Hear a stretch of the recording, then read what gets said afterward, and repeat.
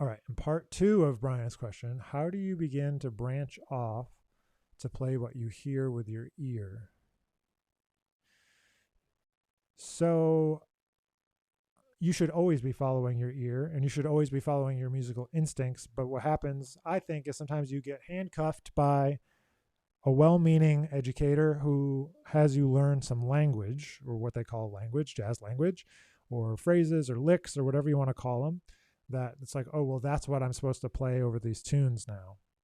And it's like, well, yes, that is language that works over those things. However, what you should play in an improvisation is a mixture of lines and licks that you might know, melodic phrases, melodies, quoting the melodies, all these sort of things, effects, emotional things, surprising things, rhythmic things. It's a blend of a lot. You don't just do one thing, right? You do all of the things. Tension is the enemy. Alice, what is the most important thing you can advise about breathing? Stay relaxed and breathe fully. Those are the two most important things. There's all this nonsense out there about different types of like breathing exercises and things like that. The most important thing is to take a full breath all the way down in the bottom of your diaphragm, expand the back, the front, keep your chest down, and stay relaxed. All the other types of breathing gym and all this kind of stuff, they all, to me, again, everyone's going to find their own way in this music and in their trombone life. For me, it creates tension. Tension is the enemy to me. Tension is the enemy. So I don't want to do anything that's going to create tension. If I don't breathe in a relaxed manner, it breeds tension. So take a big breath and stay relaxed. That's the best advice I can give you. And the third thing that I'm going to take away from this summer of jazz camp is that it's more like a reminder. And I hope that you'll be able to think about this if you're also engaging in any sort of teaching situation, not just in summer camp, but that the students will always rise to the level of the challenges that you give them, not the opposite. So you got to make sure that you are being realistic, yet you're taking the time to actually challenge the students, because it's so much, sometimes we feel like it's easier to give them a simple tune or something like that, or something very basic, but it's not exciting always to have this kind of pandering attitude. I think people are able to learn a lot more than you think at the beginning of their journey, and it's up to us to challenge them and keep them engaged. So it's kind of related to what I was already talking about, but I think it's important to remember that the students will rise to the level that you challenge them at. I'm improvising. I'm not really thinking about note. I'm thinking about the journey that we're taking. I'm thinking about where are we headed to? How do we get from where we are to where we're going? Different tunes have different landing points. So some tunes, there's specific measures that are high tension, low tension. So I'm aiming for those different places and trying to make sure that what I'm playing matches the feeling of the song and matches the feeling of the music. So I think that players are probably at the highest level they've ever been in for high school age students, as far as I can tell. But there seems to be a preoccupation, maybe this has always been the case, but kind of with flash over content and thinking they need to be able to play fast or play high or something like that, when really the maturity and the content of what you're playing really takes you a lot farther than thinking about, oh, can I play this faster or higher than the next person, things like that. So I think that because of YouTube, essentially, people are able to get a lot more information than they've ever been able to get to before. And it's benefiting all of these young people. They can really play some stuff, but the context sometimes is not quite connected to what they can do, like physically are able to do. So I think that's number one. That's why it's so important to put in the time and practice and put in the time to learn, really, really learn the elements of the music, meaning the scales, the modes, and all that stuff. Not because theory is so important, but because expressing yourself is important, and all of those items fall under the auspices of what you need to be able to play to fully express yourself um, in the music. But the prerequisite is that you can get through the changes in other ways, meaning just in quarter notes, just in eighth notes, other ways that just demonstrate your proficiency with the tune. Because if you don't have proficiency, there's no way to freely express yourself. Just to go back to the scales, if you can't play the scales on thirds, fourths, fifths, sixths, sevenths, triads, seventh chords, there's no way you're going to be able to freely express yourself. You'll partially be able to express yourself with those sounds, but not fully, because you can't do it. If you can't do it out of the context of a song, then you can't do it in a song, in an improvisation.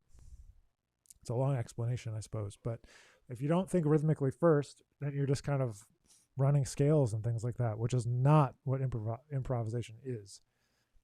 It might be part of what someone plays, but it's not what it is at its essence. You play rhythmically, you play melodically, you play lines, you play fast, you play slow, you can do all that stuff. But the thing that you're trying to do is express a feeling. So whatever expresses the feeling is kind of what's in your head and what's in your ear. So what I like to think about is the approach of rhythm first, and you fit it to the changes. So if the rhythm is a melody rhythm where you're thinking long notes, leaps, stepwise motion, like it sounds like a melody because the rhythm that you're picking sounds like a melody. There are a lot of really interested people in our music, and it's our job as musicians, as educators, as all the different things we all are, to keep people interested in the music and not let them drift away. We need lifelong fans of this music.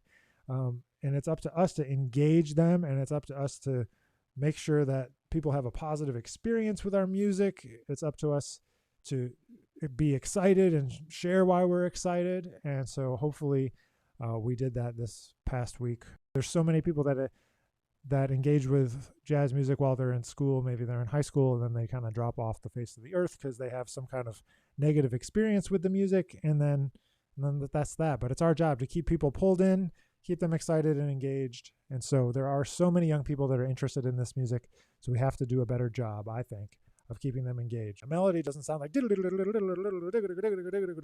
not a melody, right? So if you're thinking a melodic rhythmic idea like boop bee doo doo doo dee da dee dee dee dee dee dee dee dee dee, you notice that the melodic rhythm is like longer notes. There might be sequences, there might be repetitions.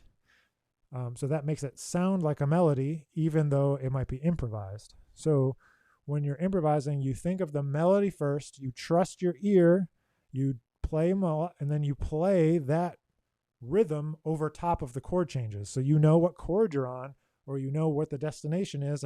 What's up, Alice? Thanks for joining. It's up to us to make sure that we develop lifelong fans of this music. So I encourage you, if you are teaching at a summer camp this summer, if you are engaging with students, sharing jazz music with them, be excited. Tell them what's happening. Tell them why it's exciting.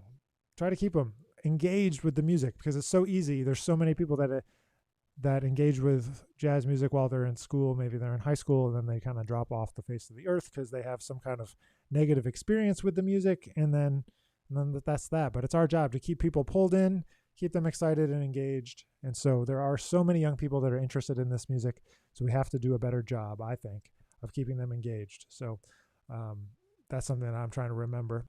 It's the tune is never done, but yeah, it's done. Here's another question. Do you ever consider a tune to be finished, or are you always revising and editing when you have a new idea? It's a good question. I think the Guru is finished. I'm not going to write anything more for it, but I might explore with the tune. So what that means is, like, if I do a new arrangement, it might have new sections. I might explore, like, if you go and watch some live versions, I think on my YouTube channel here, let me see. So in those versions, you can hear how I'm exploring with the tune and not necessarily keeping it confined to its original context, but I'm not necessarily rewriting the tune. So it's yes and no to your question. It's the tune is never done, but yeah, it's done. I never consider like it to be perfect and that it couldn't be better, but at a certain point, I'm more of a person that likes to move on to the next thing, move on to the next tune, try again, try to write another piece. But I like to keep on going. So that brings me to the first question of our Q&A. The thing I want to do is the top 3 things I've been taking away from jazz camp this summer and the camps I've taught so far. And like I said, this is a Q&A, so feel free to drop in your questions while you're here live. I'll see them if you drop them in the comments on Facebook or YouTube or Instagram. And like I said, I do have some saved from earlier on when people left them that they could not be here live. So when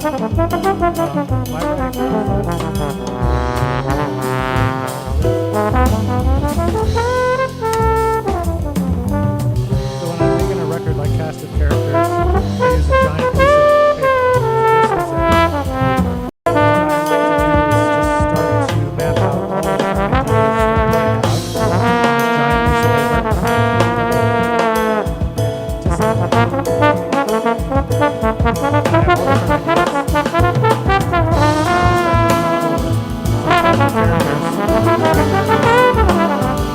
have. Giant piece of paper. Just I have all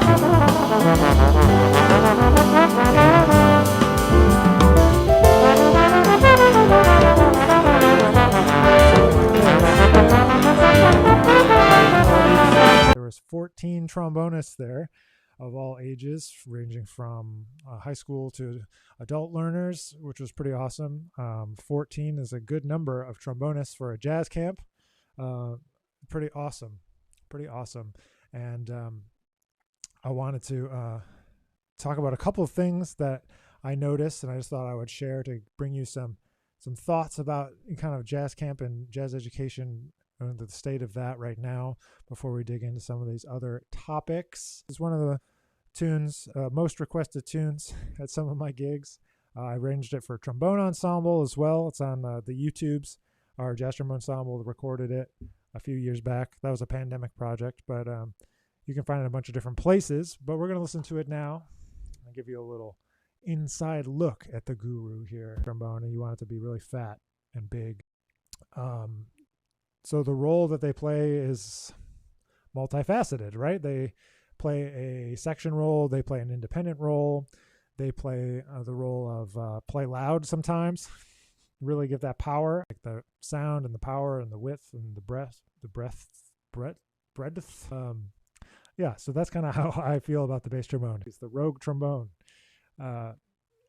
doing all different kinds of things. So if you look through my stuff, the bass trombone is doing a lot of different things. But that's how I feel about it. I feel like it's part of the section, but can also be on its own. And it's all about sound with the bass trombone, and you want it to be really fat and big and support the whole section. It's called The Guru, and we're going to listen to it today a little bit together. But I want you to know who you're hearing. So the band is Michael Thomas, Jordan Pate, Lucas Pino, Evan Harris, and Tony Lustig on the saxophones, Augie Haas, Anthony Hervey, Nadia Nordhaus, and Chloe Rowlands on the trumpets, Rob Edwards, James Burton III, Sarah Giacofino, and Alton Senklar on the trombones, Alex Wintz, Glenn Zaleski, Dave Barron, and Jimmy McBride in the rhythm section. That's my sextet's rhythm section. So this music on the record is a explosion, I will say, an explosion of the sextet into big band form. You've already probably heard We the People that came out a few weeks ago. So it's been a busy, busy summer. But coming up also, I'm headed to Boston to teach at Alexa Tarantino's jazz camp, the Cape Ann Jazz Workshop up in Cape Ann, Massachusetts, Rockport, Massachusetts, Gloucester, Beverly. It's at Endicott College, I think. But it's always a great time in the summer to reconnect with some friends from the Eastman School of Music and to meet some young people who are interested in jazz. So before we jump into it, I just want to hear about what everyone's been up to this summer. So if you're here and live and you want to tell me what you've been up to, I'm going to share a little bit what I've been up to this summer. I want to know what you all are doing. I have 3 books planned for the fall. I'm done with one. I started working on the second one, and then the third one will be later. But kind of revising, compiling a bunch of things. The first one's going to be a free book. I can't launch it just yet. It's in the editing stages, but it's called The Art and Craft of Jazz Trombone Playing, and it kind of covers a lot of fundamentals of jazz trombone playing. It's going to be a free book. And then there's going to be a jazz trombone omni book coming. I'm working on with a team of trombonists. We're working on a kind of like a definitive resource of lots of trombonists from the history of jazz. And then from there, I have a resource. It's going to be called The Ultimate Jazz Trombone. And it's going to kind of take a lot of the things that I've put out over the years, and I'm going to revise them and develop. So how often do I think of the changes? Whenever I'm sitting at the piano, I'm thinking through the changes a little more literally than when I'm playing the trombone. But that's why I learn tunes at the piano and play them there, because that way I can think about the harmony and I can sing the melody, and then I can play the melody on the trombone when I get over to the trombone. So that's my story. That's how I think about the changes. Yeah. He said, well, how do you begin to branch off? That's how you begin to branch off. You know internally the harmony, and then you think of the rhythms first, and then you fit the rhythms that you're playing to the harmony that is in a given measure. So that's how you do it. That's how I do it. That's how I think about it. If it's A7 going to D minor, you know what it is, and you fit the rhythm on top of the chord, and you make the notes the correct notes. You know A7 has A, C sharp, E, and G, and then you play them with the rhythm that you invented in your ear, and you play it. That's how I think about it. That's how I think about it, Demetrius. Just a long answer for you. All right, here's this other question. How often do you think of changes? Let me see. I pulled this up. This is from Brian. Thanks for the question, Brian. How often do you think of changes of a song you learned? Well, if I'm learning the changes, I think about them all the time. I think about them a lot while I'm learning them. But eventually, it just becomes kind of like a melody. Like you hear the changes, like you hear the melody. Like I can hear people playing through a set of changes, and you can hear the harmonic motion, and it sounds basically the same as a melody to me. So maybe I just hear the bass melody, like the root motion as a melody. But